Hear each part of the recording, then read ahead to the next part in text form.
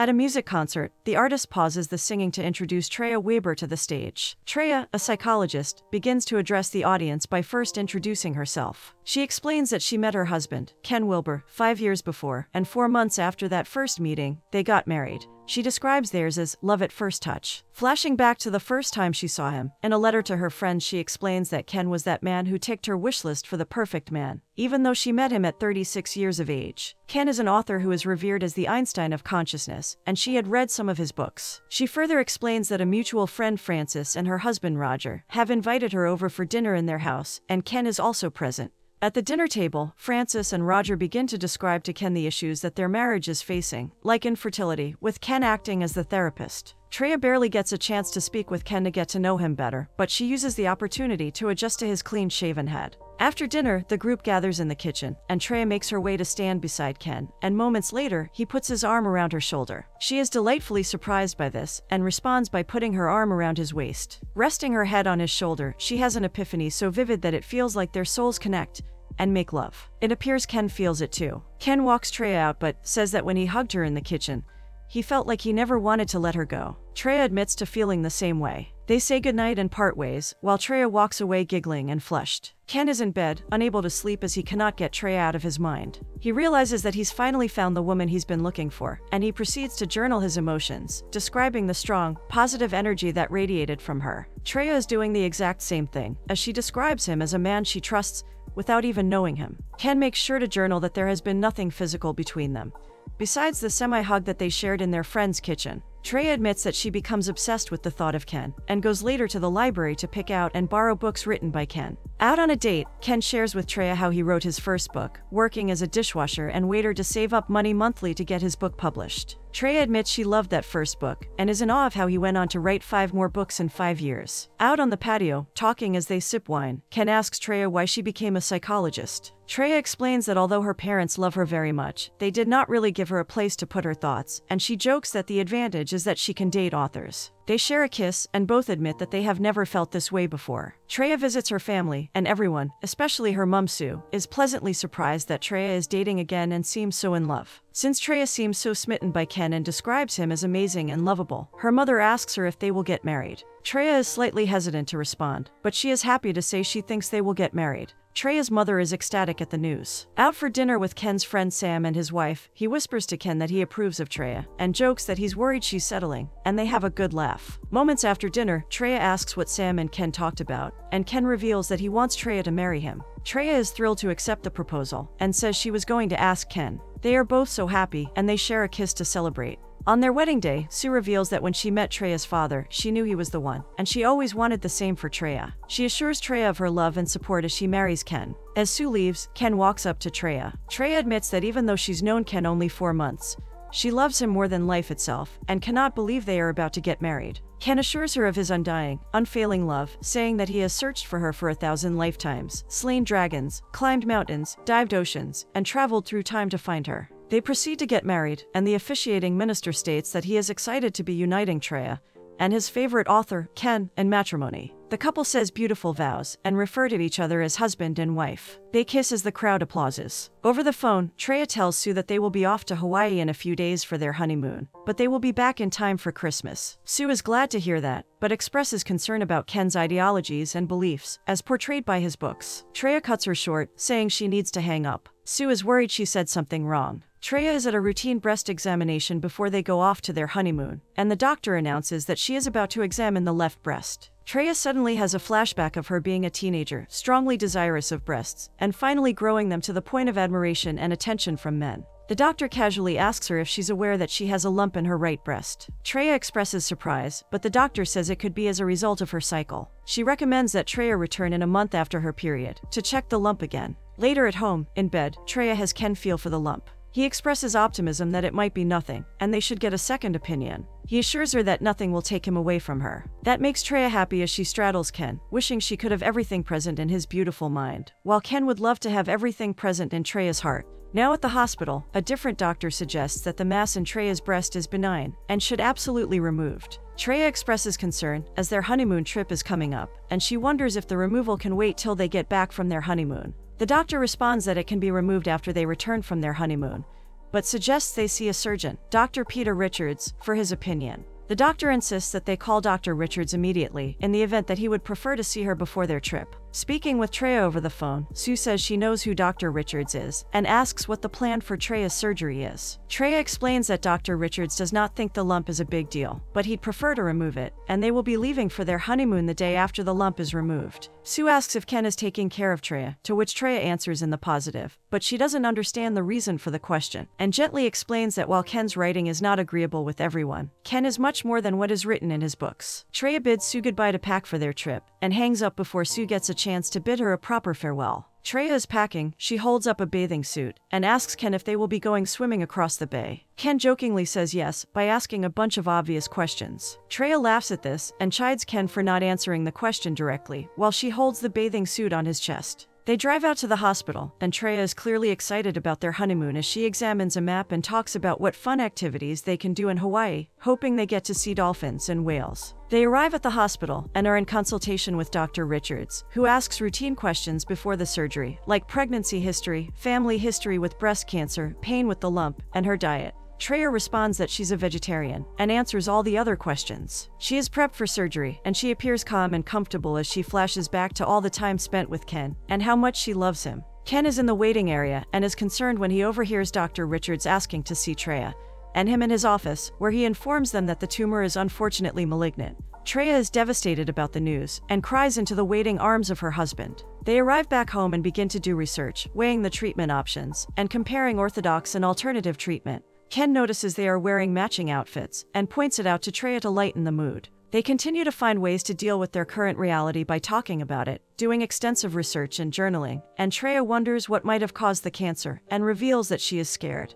Ken assures her that he's not worried about her as long as she's breathing and crying. He also suggests that if she feels the need to make lifestyle changes, she should not make them based on what she feels might have caused the cancer, but only because she truly feels like making a change. He wants them to see this as a new beginning for the both of them. In Dr. Richards' office, they talk about treatment options. Dr. Richards is of the opinion that the kind of breast cancer that Treya has requires very aggressive treatment, but he is confident that it will work. Treya and Ken reveal that they have done their research as well, and agree to go with Dr. Richards' option of removing the cancer and other abnormal tissue from the breast, and also some normal tissue as well. This is to be followed up by radiation, and then other holistic treatments. Later, in a hospital room, Treya has flowers delivered to her as she lays in the bed, while Ken sets up a collapsible makeshift bed in one corner of the room. Treya is not happy, as they should be on their honeymoon, but Ken assures her that they will leave for the honeymoon eventually. Treya grabs the flowers that were delivered to her while Ken continues to set up the bed. She opens the card attached to the beautiful flowers, and the handwritten note reveals that the flowers are from Ken. She smiles at him as he insists that they are already on their honeymoon.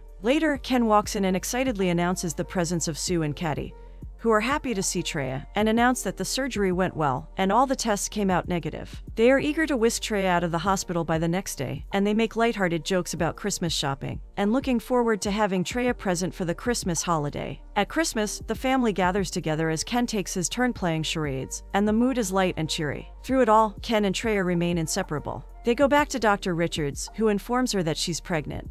But keeping it is not an option, as the hormones would trigger her cancer all over again. Ken comforts her, saying they can try again in the 2-year timeline that Dr. Richards has suggested for them. In a letter to her friends, Treya explains that they will be moving to Tahoe after the pregnancy issue. Ken explains his beliefs about the mind to Treya, and they have a good time with it. Treya calls Dr. Richards' office, and is informed that there has been a recurrence with her cancer, and they need her to come into the hospital. At the hospital, they prepare for a mastectomy of Treya's right breast. Ken is clearly struggling with the new development as a knock is heard on the door. It's Sue and her husband. They've come to show support for Treya. Ken finds a room where he simply breaks down and cries. Treya is sitting outside in the snow with Caddy. They talk as they sip hot chocolate, about the cancer, and the new treatment Treya is on, and what it requires. Treya is meditating, and the phone rings as Ken goes to answer. After the call ends, he is hesitant to tell Treya what the call was about. Treya insists, and Ken informs her that the doctors think that the cancer will reoccur within a year, and that it will get worse. Treya breaks down, and as Ken comforts her, he suggests that they call the doctor and find out the best course of treatment.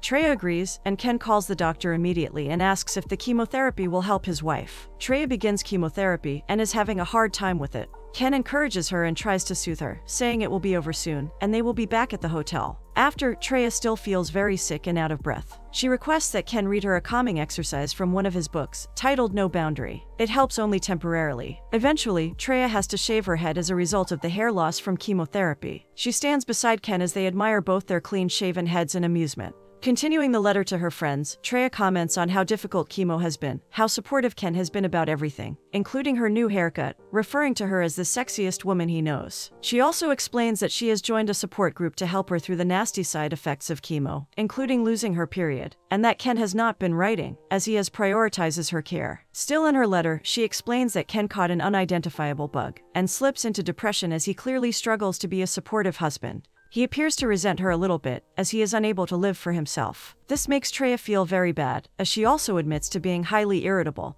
and very defensive about her situation. The doorbell rings, and while Ken makes dinner, Treya goes to get the door to welcome their guests, whom she greets warmly. They immediately admit to loving Ken's work, but Ken replies in a lackluster way. While they eat dinner, they ask what he's been working on, and Ken admits that he hasn't written anything lately, as there seems to be little to no inspiration to write. Ken is seen drinking a little more than normal, as he continues to struggle with supporting his ailing wife. He sleeps and dreams about being in a huge body of water. Later, as he drives, he repeats calming exercises from his book, and somehow ends up in front of a gun shop, seeming to consider ending it all. But he decides against it. Back home, Ken tries for the umpteenth time to write, but nothing works. While he struggles, Treya walks in holding a newspaper and settles down to read. The paper rustles, and Ken requests that she read her paper elsewhere. Treya shuts him down, saying she loves to read the newspaper in the spot where she is. Now getting agitated, Ken points out that she can use any of the 3 other rooms in the house that are dedicated to her and her needs, as he is trying to work, to which Treya responds with a flat-out no and continues with the paper rustling.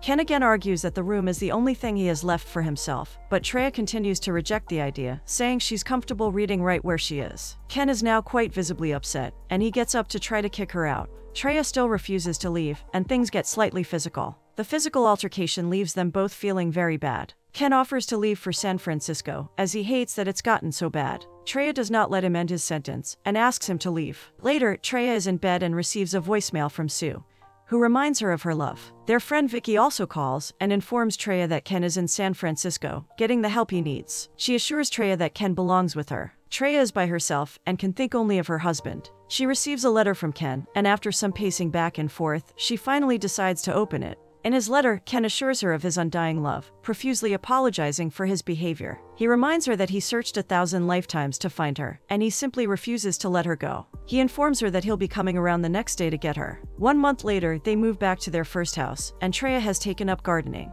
The phone rings, and Ken speaks with a woman called Edith Sundal, who announces that she is from West Germany and would like to interview him. Ken politely refuses, but Edith insists as she isn't already in the country. Ken eventually agrees and tells her to come over in the afternoon. As he hangs up, Treya runs over and excitedly announces that she just got her period, as this signifies hope that they can try to have children. They visit a healer named Chris, who works on a man who has an inoperable tumor. Treya sits with another patient as they watch. The other patient announces that the man had 2 tumors and was unable to walk when he was brought in. He adds that Chris successfully shrunk both tumors, but one grew back. It's now Treya's turn, and as she lays down, Chris talks her through the healing session, explaining that cancer is a virus, and even though the doctors say Treya's cancer is gone, it could simply be hiding. She explains that she used to have cancer herself, and she once healed a child with leukemia, as her healing process can be learned. Ken walks into the room, and after a brief greeting, Chris suggests that he lay on the table, so they can both get familiar with the process and do it themselves. Ken agrees, and as Chris begins to work, she identifies that there are 17 channels open in Ken's brain, hers being fully optimized to the existing 20. She says that most people use at most 4 of these channels in their entire lifetime, and full use of all 20 channels supposedly only happens to 1 person every 2,000 years. Chris is still clearly marveled at her new discovery, and proceeds to open the additional 3 channels in Ken's brain to bring his total open channels to 20. Ken and Chris find this both amusing and amazing, but Treya does not, as she leaves her seat feeling uncomfortable. In celebration of Treya's remission period, friends gather to toast to Treya being cancer-free and having a slim chance of a recurrence. Treya is so thankful and feels loved as they also give her a birthday cake and celebrate her birthday. Treya writes an article in a magazine, and she talks about cancer and the kind of help that cancer patients need. Ken is super proud of his wife's article as he reads it. Treya is on the phone and finds out that her cancer support group has been awarded a $25,000 grant. It feels like life is starting to smile at her as she finds the manuscript of another book that Ken is working on, and she congratulates him on it as they share a kiss. Ken is at the hospital, and he informs the nurse that they want to do a scan to find out why Treya has a slight waviness in her eye. Ken is in the waiting room, and a doctor approaches him and informs him that they have found several tumors in Treya's brain and in both lungs. This news is devastating to Ken, who suddenly cannot focus on what the doctor is saying. The doctor would like to keep the information from Treya till the next day when she can be present. The next day, as they drive to the hospital, Ken is so worried. But Treya tells him it's probably nothing, as she feels fine. Clearly oblivious of the news that awaits her, she assures Ken that they will both have a great life together, as she sings along to the song on the radio. When they arrive home, Ken heads straight to the toilet seat and throws up. Meanwhile, Treya has a meltdown as she divulges the new information about the new tumors. She wants to have babies, and it breaks her heart that she might not be able to. After a conversation about the next step of treatment, they decide to move to Germany for treatment. In Germany, the doctor explains that the treatment is very aggressive, but short to help the patient enjoy a good quality of life, and explains how the treatment will progress. Ken and Treya are excited to begin. Ken is at a vending machine in the hospital to get a beer, and one of the hospital patients explains that the doctor is amazing and very empathetic, and that he even installed the beer vending machine himself, all of which Ken finds quite amusing. Treya begins the chemotherapy treatment, and writes a letter to her loved ones to update them on the situation. She explains that Ken remains very supportive, taking very good care of her, as she becomes determined to fight against cancer without being attached to the results. Ken now begins to struggle once again with being a supportive husband, and he walks into a bar and drinks several beers to drown his pain as he cries. Others at the bar even try to comfort him as he struggles with the realities of supporting his ailing wife. He has that dream again, where he is in a vast body of water, only this time instead of sinking,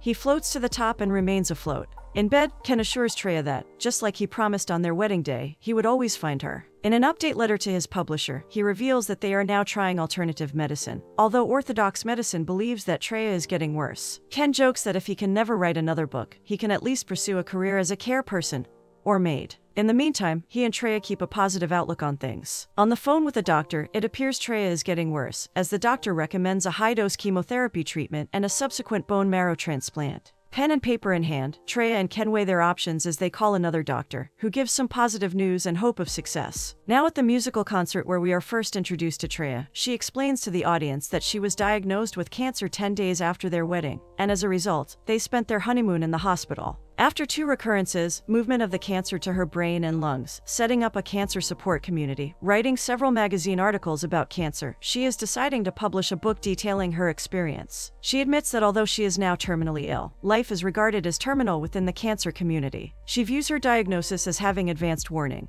and time to act on that warning, and because the end is now inevitable, she pays more attention to life. The audience, which includes Ken, is so inspired by her speech that she gets a standing ovation. Subsequently, Ken and Treya go dancing. At the doctor's office, Ken and Treya are informed that the tumors are not going away despite the alternative treatment, and nothing is really going to work anymore. Treya says she is not afraid of losing her life, but is afraid of pain, and the doctor assures her that they will try to ensure she is not in pain, and comments that he has never met a patient like Treya, as she remains calm and unafraid, even in the face of a terminal illness. Ken walks in and meets Treya sitting by the fireplace. She smiles and speaks very weakly, as she says she can't feel the cold. Ken puts his cold hand on her cheek, and this makes Treya smile. She wants to go back to bed, and asks Ken to carry her, which he is happy to do. Ken holds Treya in his arms as she speaks weakly. Ken kisses her forehead and tells her it's okay. She requests for her journal and writes, "It takes grace and grit," asking Ken if he understands. Ken carries Treya to their room as she continues to breathe very weakly. She says again that she is going, and is very happy as it means a release from her pain. But she is sad at the thought of leaving Ken, as she loves him so very much. Ken assures her that he will find her, and it's okay. Ken is sad and begins to cry as Treya takes very frail breaths. Treya calls Ken her champion, the greatest man she's ever known. Ken whispers to Treya that he'll find her in the next life, as she takes her final breath. Ken weeps as he holds Treya close, and she passes away very peacefully. Ken now reveals that he slowly picked up his career after Treya's passing, and started with writing the book titled Grace and Grit.